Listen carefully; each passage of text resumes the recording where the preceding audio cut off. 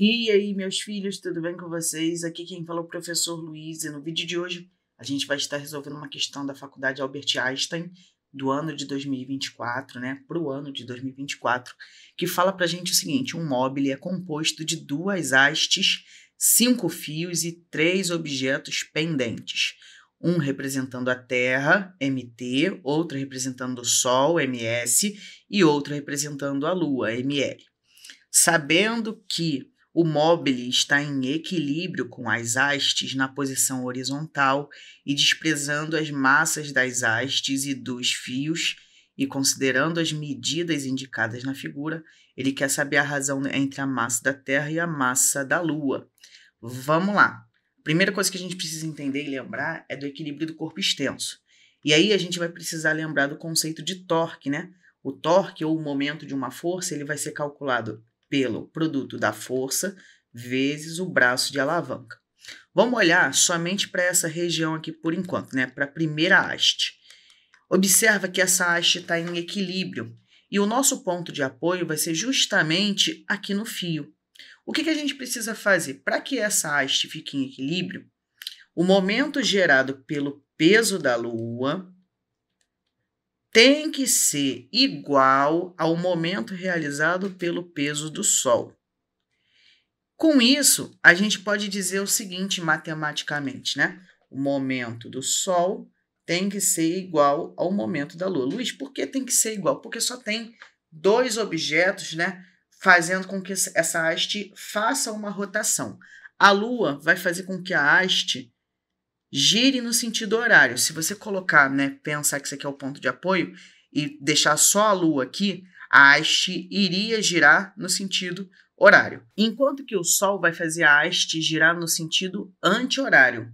É a mesma coisa, a gente pode pensar que a Lua não existiria, então se só tivesse o Sol, essa haste iria girar no sentido anti-horário. Como existem os dois, essas rotações vão se equilibrar, então os momentos vão ser iguais.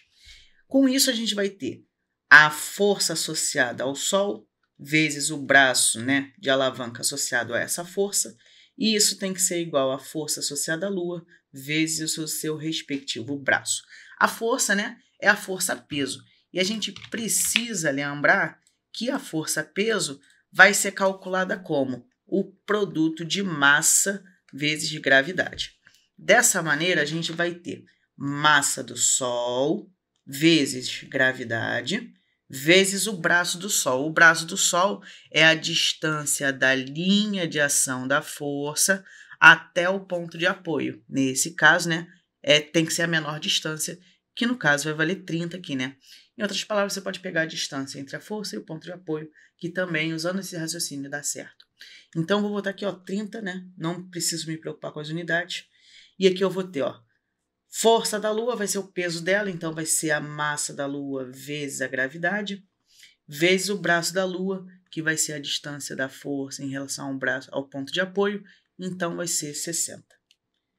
A gente pode, então, fazer o seguinte: a gente pode simplificar G com G, e eu posso pegar esse 30 que está multiplicando, passar para o outro lado dividindo. A gente vai encontrar que a massa do Sol, se eu chegar um pouco para baixo, ela vai ter que ser igual a massa da Lua vezes 60 sobre 30. 60 sobre 30, gente, vai dar 2. Então, eu encontro que a massa do Sol precisa ser o dobro da massa da Lua, né? Pensando, né, que isso aqui são móveis, tá, gente? Isso aí é um móvel com corpos celestes. E aí, observa só, uma outra coisa que a gente precisa entender é o seguinte: existem duas forças aqui para baixo e esse fio precisa sustentar essas duas forças. Então, a gente já pode, inclusive, colocar aqui e dizer que a tração desse sistema precisa sustentar o peso do Sol mais o peso da Lua. O peso é massa vezes gravidade. Então, a atração desse sistema deveria ser a massa do Sol vezes a gravidade mais a massa da Lua vezes a gravidade. Beleza? Com isso, a gente vai ter o seguinte: A massa do Sol é 2 vezes a massa da Lua. Então, a gente vai ter 2 vezes a massa da Lua vezes a gravidade mais a massa da Lua vezes a gravidade, né? Aqui é 1, né? Como a gente não vê nada, é 1. Então, a gente tem 2 alguma coisa mais 1 dessa coisa. Então, a gente encontra que o fio tem que sustentar uma força de 3 vezes ml vezes G, né? Que é 3 vezes o peso da Lua. E aí, a gente vai usar essa situação já já. Porque, olha só, ao mesmo tempo que o fio sustenta essa haste para cima, essa haste está fazendo uma força para baixo. E essa força para baixo, né, vai agir justamente aqui no móvel, na haste de cima. Então, essa haste de cima sofre uma força de tração, que a gente sabe que essa força de tração vale 3 ml vezes G. Beleza? Então, o que a gente vai fazer agora? A gente tem que analisar a condição de equilíbrio dessa segunda haste. E a condição de equilíbrio dessa segunda haste vai respeitar exatamente a mesma condição de equilíbrio que a gente tinha anteriormente. Só que agora a gente vai ter a Terra e esse fio aqui que tem que fazer uma força de 3 vezes o peso da Lua. Com isso, a gente pode dizer o seguinte, ó, o momento da Terra, que eu vou botar TE, tem que ser igual ao momento feito pelo fio, né, pela tração. E aí, esse momento vai ser força da Terra associada à Terra vezes o braço da Terra. E isso tem que ser igual à força do fio, que é a tração, vezes o braço do fio, né, da tração. E aí a gente vai ter o seguinte, a força da Terra é o peso dela. Então, a gente vai ter aí, ó, o peso da Terra, só para lembrar, é massa vezes gravidade. Então, a gente vai ter aí, ó, massa da Terra vezes gravidade vezes o braço da Terra. Lembrando que o braço a gente pode analisar como a distância da força até o ponto de apoio. Então, vai ser 20. E isso tem que ser igual à tração do fio, que a gente descobriu já que vai ser 3 vezes a massa da Lua vezes a gravidade, vezes o braço do fio.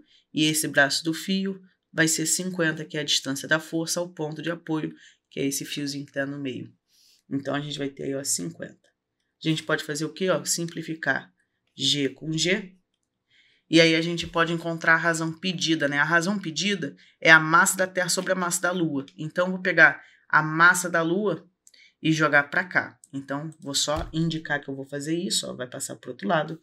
E o 20, ele não pode ficar aqui, ele vai passar para o lado direito, dividindo também. Organizando tudo isso, a gente vai encontrar o seguinte, ó, massa da Terra sobre a massa da Lua tem que ser igual a 50 divididos por 20, e esse 50 está sendo multiplicado por 3, né? Olha aqui, 3 estava aqui já. 50 vezes 3 vai dar 150 divididos por 20. Fazendo essa conta, a gente encontra que a massa da Terra, né, que é escrito na resposta como MT, sobre ml, mas eu vou botar MTE só para deixar bonitinho, a gente vai ter aí um resultado que é 7,5, se a gente fizer essa divisão, e com isso a gente encontra o gabarito na letra E. Vou diminuir aqui para vocês verem melhor essa solução, como ela foi feita. Vou escrever aqui, ó, para ficar melhor para vocês, e vou dizer que o gabarito, então, é a letra E. Eu vou ficando, então, por aqui. Se esse vídeo te ajudou, eu peço que você dê um like, se inscreva no canal. Isso vai me ajudar bastante e vai me motivar a continuar produzindo mais vídeos. Então, desejo a todos uma ótima semana, bons estudos e até a próxima. Tchau, tchau!